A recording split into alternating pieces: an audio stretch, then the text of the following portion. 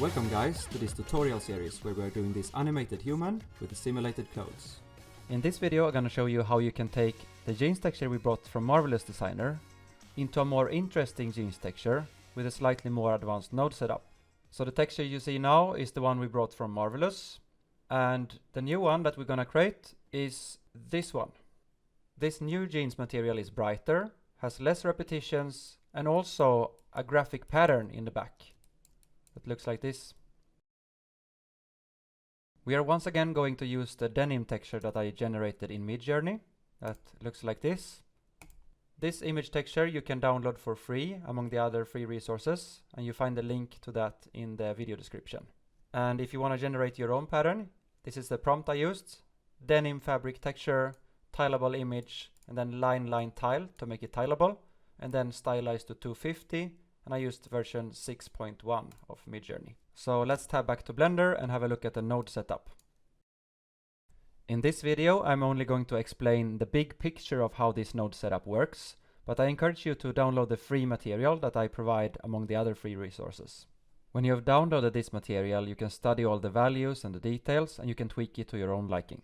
I have color-coded all the frames, so the teal-colored ones represent the diffuse and the textures. The yellow ones represent the normal maps, the purple/blue ones represent the displacement maps, and these orange ones, they are the original ones that we brought in from Marvelous Designer. So let's start by looking at the textures we already had from Marvelous. We have the base color, the metallic, roughness, displacement, and normal.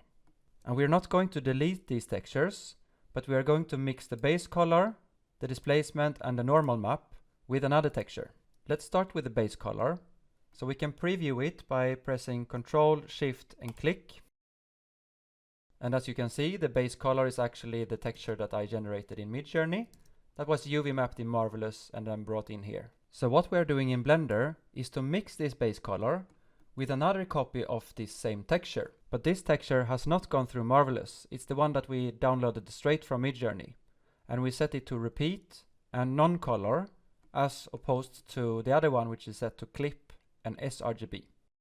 So let's check how this looks like. We press Ctrl, Shift, and click. And the reason why we have repeat here is that we have set another scale to this material. This scale is much smaller.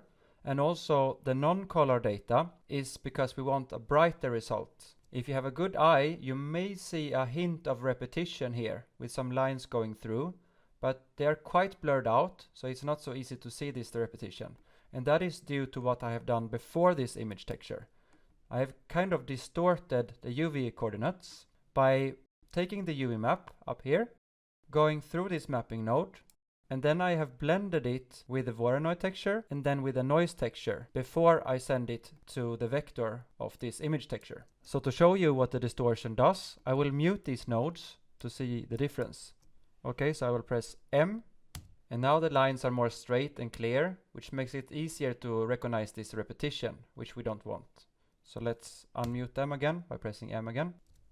The texture we brought from Marvelous does also have a repetition, but it's a little bit harder to see it due to its larger scale.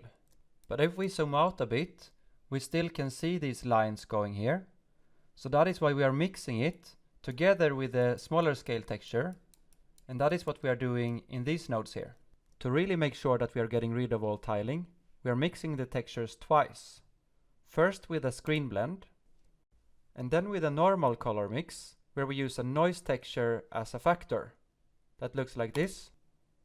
Here the dark values represent the screen blend, and the bright values represent the large scale texture that is plugged into B. So what is coming out from this mix node here is actually our base color. So we plug this into our main principal BSDF, which is the main material for the jeans. The metallic and the roughness values are coming from the textures we brought in from Marvelous, which in turn are coming from the texture I generated in Midjourney. And let's have a look at the normal. So the normal is coming from a mix, and we are mixing the generated jeans texture in a bump map together with the original normal map from Marvelous. So it's not more complicated than that. And for the displacement texture, we are doing the exact same thing. We are mixing the generated jeans texture together with the displacement map from Marvelous. And we are mixing it with a color mix set to multiply. So with those nodes, we have basically created the main material of the jeans. We can preview it.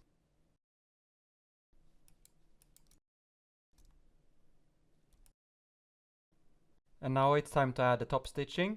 So to this base material, we're adding the top stitching with the mix shader. So we're mixing it with a very basic Principled BSDF with a white color. And the input as the factor to the mix shader is the image texture that we exported from Marvelous, the top stitching shader that looks like this. And then we can either use a map range node, or in this case I use a color ramp to compress the colors more towards the white. And here you see that the stitches have a much stronger color, and then we can mix that in our mix shader to achieve this result.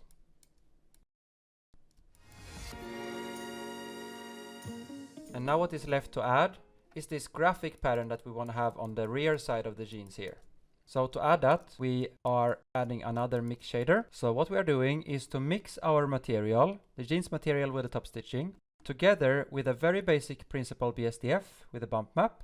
And the factor is this graphic pattern. And in this node setup, we have the graphic pattern that I generated in Midjourney. And this is the prompt I used. And you can download it also for free among the free resources. This graphic pattern is going to a color ramp that takes out the colors, and then to a map range that limits it from going fully white. And to gain control of the placement of this texture, as well as limiting it from covering all of the jeans, I created a separate UV map. So in the data tab here, I created a UV map called graphic pattern. And I basically went into the side view and selected only the rear part of the jeans, and those are in the UV map, and the rest I just put to the side. And then I use the clipping function here, so whatever I put outside of this image will not be included in the texture. And by the way, a small advice is to be very careful to select the right UV map in this box, because if you're messing up the original UV map, it will be really difficult to fix it later. So let's look at the pattern.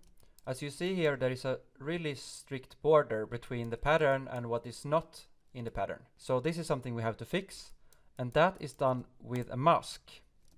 And this mask can be painted in Blender. And the way you create this mask texture is to first add an image texture.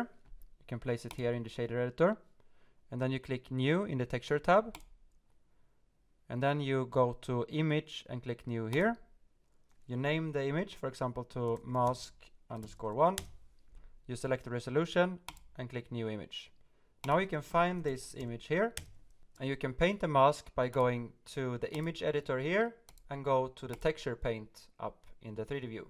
And now we should make sure to select the right UV map. So go to the data tab and then click this UV map graphic pattern. Go back to the texture. And actually I would suggest to already now connect it to the right UV map in the shader editor. So press Shift A, add a UV map, and then you select your UV map here and connect it to your mask texture. And now you can bring out your brush tool by pressing N, and then you can paint either here in the 3D view or in the 2D view here. And if you want to paint in the 2D view, you should also go to the paint mode, then you can paint in here. And right now we have white as our main color and nothing happens, and this means that we probably have to add a new brush. So we click here, add a new, and then we paint. And then you can adjust your brush settings here. So what I did with the mask was to plug it into a mixed color node and multiply it with the pattern. So the result of that is that the pattern is fading out here according to how we painted the mask.